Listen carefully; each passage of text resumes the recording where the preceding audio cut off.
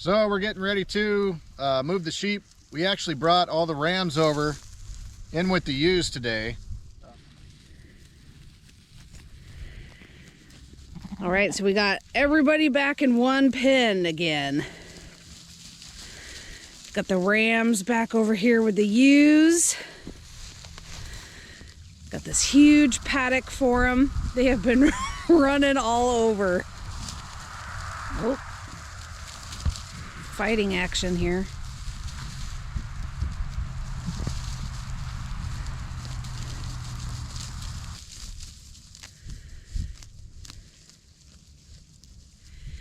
The ewes are definitely more worried about the food right now than them. Today, this is going to make it a lot easier. We're going to have one paddock to move instead of two in two different parts of the field. We did let Ricky go ahead and do his job for a few weeks, so he's been in here. He's had time to get his job done, and the plan was that we were going to bring Chico, the older ram, back in here after the fact to make sure that he follows up after Ricky, to make sure that everybody gets covered if possible. So this is going to be awesome for the winter, to be able to just keep the rams and the ewes together and just move them as one unit in one part of the yard.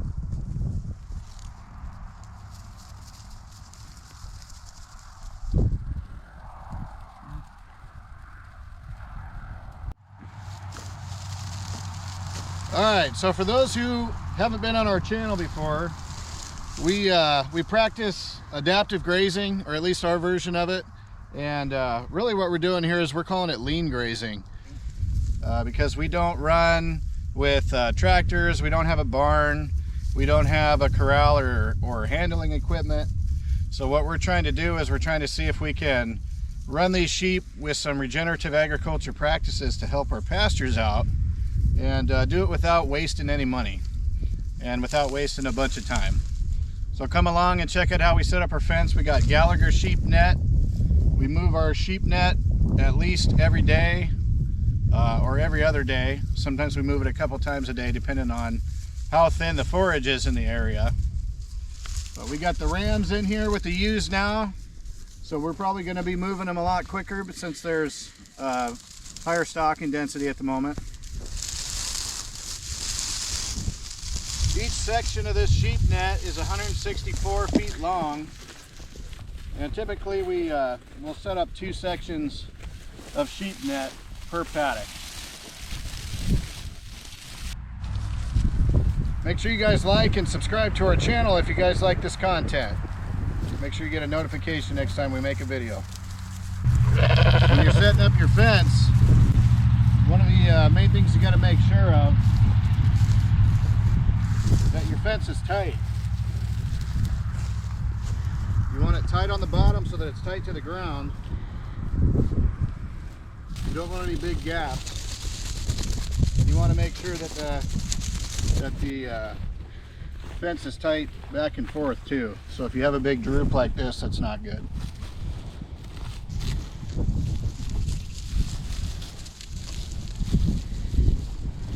It's a good idea to make sure that you know where your sheep have grazed recently so that you're not using the same part of the pasture again too soon.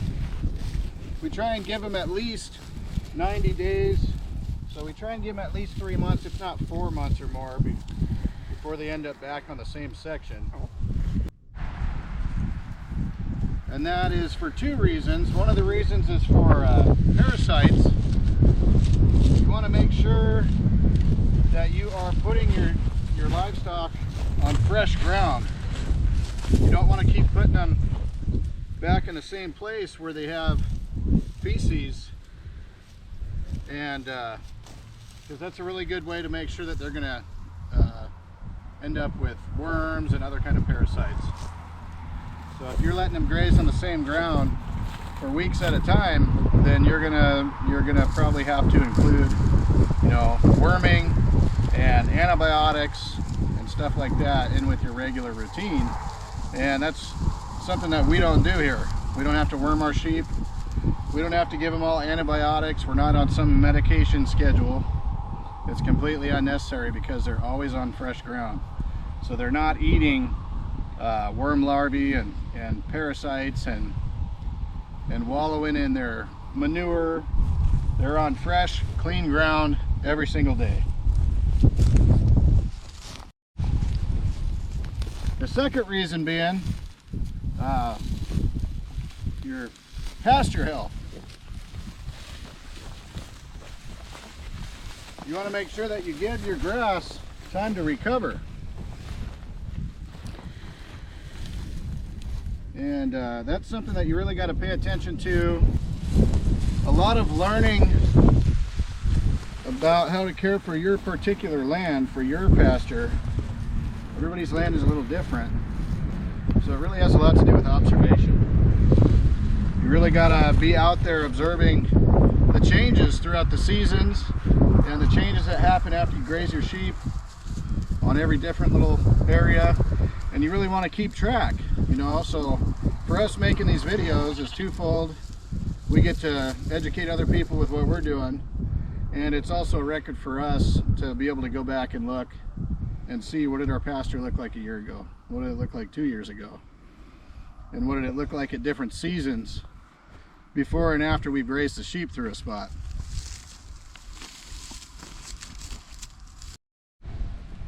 All right, this is the fun part, getting to let them in here. Come on, girls and boys. Come on, sheep.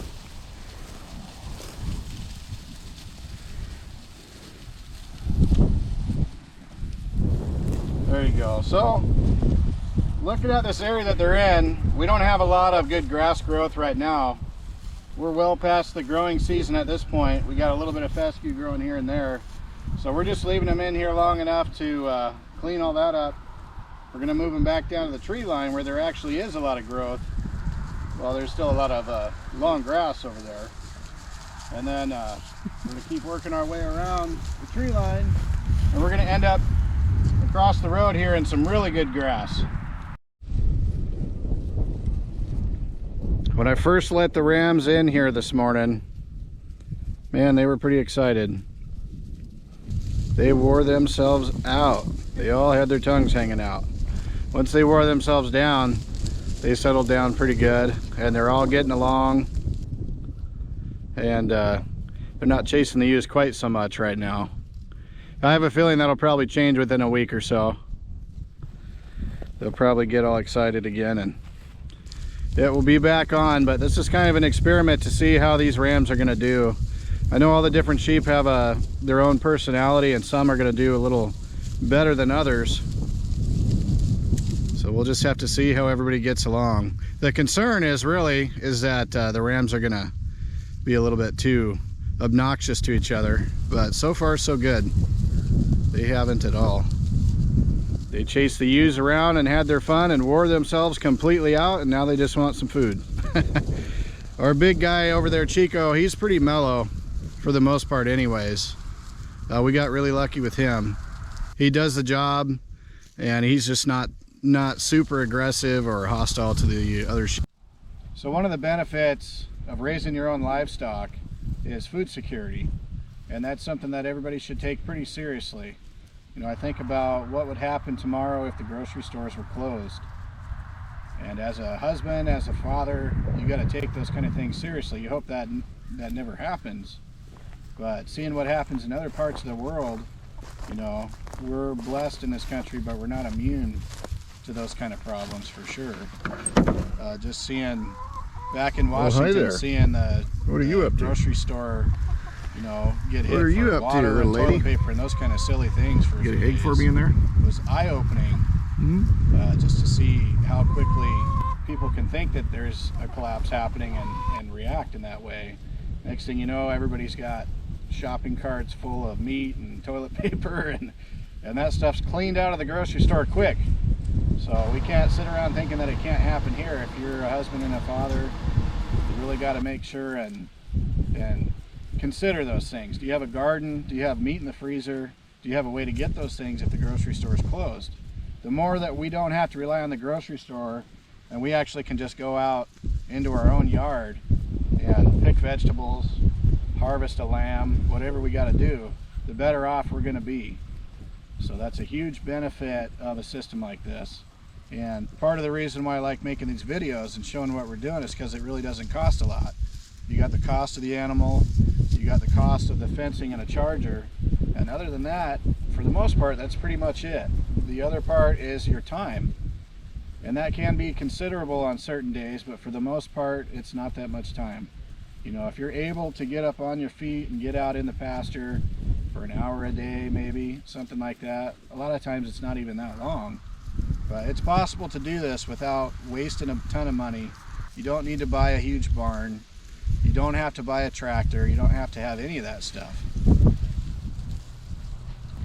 So we just want to encourage everybody who might watch this video to, you know, take your family's food security serious and think of ways that you guys can be more independent from the grocery stores. And